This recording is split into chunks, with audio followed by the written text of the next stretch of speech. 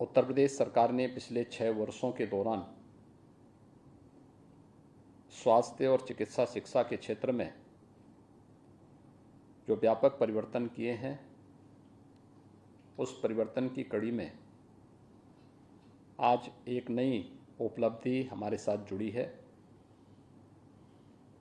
जब medical education के 2 नए संस्थान स्थापित करने के लिए MOU यहाँ पर अभी संपन्न हुआ है। महत्वपूर्ण बात यह है कि ये 2 अलग अलग क्षेत्रों में, एक पूर्वी उत्तर प्रदेश के मऊ में और दूसरा पश्चिमी उत्तर प्रदेश के शामली में PPP मोड पर नए मेडिकल कॉलेज स्थापित करने के लिए यह MOU सभी संपन्न हुआ है। आप अनुमान कर सकते हैं कि 2017 के पहले प्रदेश की स्थिति क्या थी। अगर हम गवर्नमेंट सेक्टर की बात करेंगे तो मात्र 12 मेडिकल कॉलेज या इंस्टीट्यूशंस 2017 के पहले उत्तर प्रदेश के अंदर स्थापित हो पाए थे, और आज उत्तर प्रदेश के अंदर 45 जनपद ऐसे हैं जहां पर गवर्नमेंट मेडिकल कॉलेजेस हैं, 16 में निर्माणाधीन हैं, जिनमें 14 गवर्नमेंट के हैं, 2 PPP मोड पर निर्माणाधीन हैं, और आज 2 नए मेडिकल कॉलेजेस के लिए MOU यहाँ पर होना मेडिकल एजुकेशन को प्रधानमंत्री मोदी जी के 1 डिस्ट्रिक्ट 1 मेडिकल कॉलेज की परिकल्पना को साकार करने की एक महत्वपूर्ण कड़ी है। इस अवसर पर मैं मेडिकल एजुकेशन को और जिन संस्थानों से के साथ श्री राजीव सामाजिक शिक्षा सेवा संस्थान, ज्ञान चेतना एजुकेशनल सोसाइटी, इन दोनों संस्थाओं को मैं इस अवसर पर बधाई देता हूं और अपनी शुभकामनाएं भी देता हूं कि समयबद्ध तरीके से ये 2 मेडिकल कॉलेजेस स्थापित करेंगे, न केवल मेडिकल एजुकेशन के क्षेत्र में बल्कि हेल्थ क्वालिटी को उन जनपदों में प्रत्येक नागरिक तक पहुंचाने में भी ये 2 नए मेडिकल कॉलेज महत्वपूर्ण भूमिका का निर्वहन कर पाएंगे। अनुमान कर सकते हैं मऊ में मेडिकल कॉलेज स्थापित हो, एक सपना था, लेकिन अब ये साकार हो रहा है। शामली में मेडिकल कॉलेज स्थापित हो, लेकिन अब ये हकीकत बनता जा रहा है। ये 2 जनपद ऐसे थे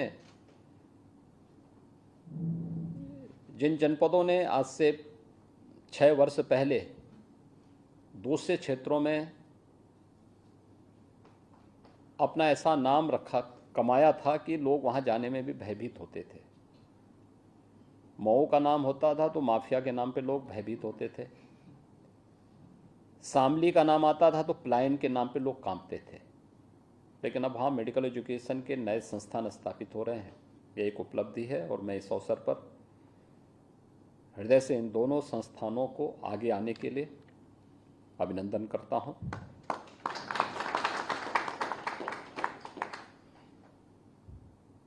मुझे प्रसन्नता है कि मेडिकल एजुकेशन के द्वारा नर्सिंग और पैरामेडिकल के क्षेत्र में क्वालिटी की दृष्टि से क्वालिटी एजुकेशन भी हो, क्वालिटी सर्विसेज भी हो, इसके लिए क्वालिटी काउंसिल ऑफ इंडिया का चयन किया है और मुझे विश्वास है कि इन्होंने इनकी फीस दे चुके होंगे क्योंकि अक्सर ये लोग आते थे हमारे सामने कि फीस हमें नहीं मिल पाती है। लेकिन मैं धन्यवाद दूंगा कि मिशन निरामया के अंतर्गत जिस अभियान को हम लोगों ने गत वर्ष प्रारंभ किया था, आज वो देश की एक ब्रांड बनी हुई है। मेडिकल के क्षेत्र में, स्वास्थ्य सुविधाओं के क्षेत्र में मैं बार बार इस बात को कहता हूं कि नर्सिंग और पैरामेडिकल का क्षेत्र उसका बैकबोन का काम करता है। हमने मेडिकल एजुकेशन की चर्चा तो की, लेकिन नर्सिंग और पैरामेडिकल को एक प्रकार से विस्मृत सा कर दिया था। हमारा प्रदेश का स्वयं स्टेट मेडिकल फैकल्टी बीमार हो चुका था और उनके नाम पर तमाम ऐसे संस्थान कार्य कर रहे थे जिनके पास न इंफ्रास्ट्रक्चर था, न उनके पास फैकल्टी थी, और उस दिश से मिशन निरामया अत्यंत महत्वपूर्ण हो चुका था। और गत वर्ष जब इस दिशा में प्रयास प्रारंभ हुए, आज उसके परिणाम भी हम सबके सामने हैं।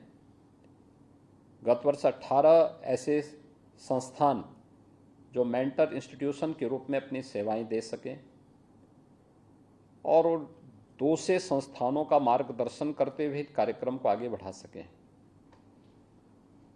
आज का समय भाषण का नहीं है। प्रत्येक व्यक्ति क्वालिटी की हकीकत देखना चाहता है और क्वालिटी की हकीकत सबसे अच्छा माध्यम है हम कहीं पे डेमोन्स्ट्रेशन के माध्यम से उसके सामने प्रस्तुत करें कि वास्तविकता क्या है, कैसे होना है। भाषण देने के लिए तो होते हैं, मंचों में बड़े बड़े भाषण दिए जाते हैं,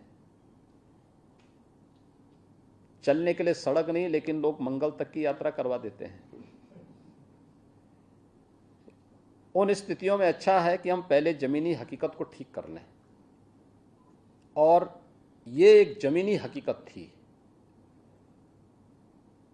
कि 12 संस्थान नर्सिंग और पैरामेडिकल के क्षेत्र में उन्होंने जो कार्य किया है वह अन्य संस्थानों को ले जाके दिखाएं और फिर वहां पर उनका भी मार्गदर्शन करें जिससे वे आगे बढ़ सकें। और इसके लिए क्वालिटी काउंसिल ऑफ इंडिया ने प्रदेश भर के सभी नर्सिंग और पैरामेडिकल के संस्थानों को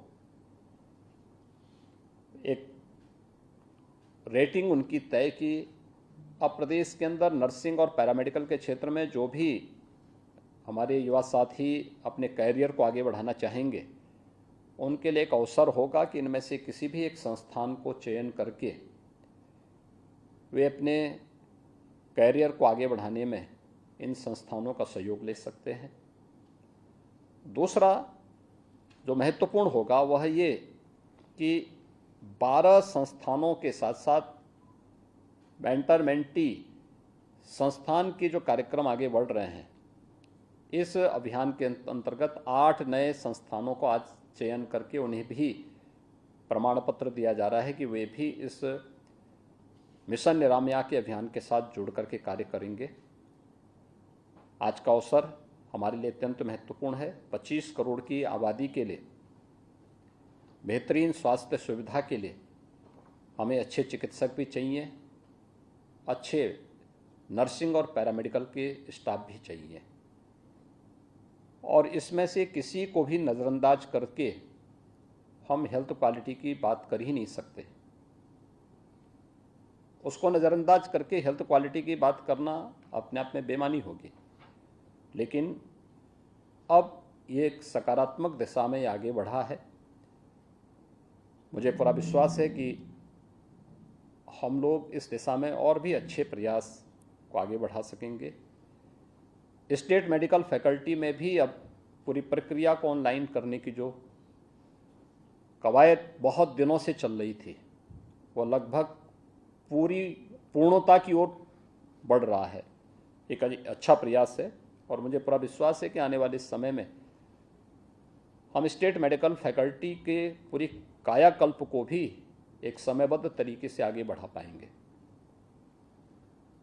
हमारा पूरा फोकस होना चाहिए कि मेडिकल कॉलेज हो या हॉस्पिटल, नर्सिंग कॉलेज हो या पैरामेडिकल का, अगर किसी ने मानक पूरे किए हैं तो बिना भेदभाव के उन्हें समय पे मान्यता मिले, प्रवेश की प्रक्रिया के साथ वे समय पे जुड़े, शासन की सुविधाओं का लाभ उन्हें प्राप्त हो। इस सभी सुविधाएं उन्हें ऑनलाइन और सेल्फ सर्टिफिकेशन के माध्यम से सुविधाएं प्राप्त होनी चाहिए।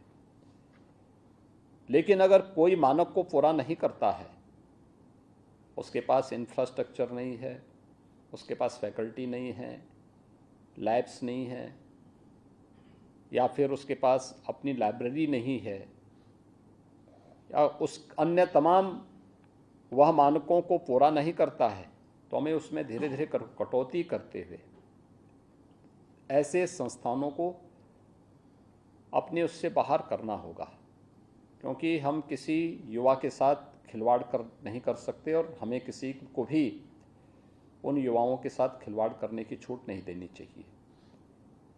और एक अच्छा प्रयास हुआ है।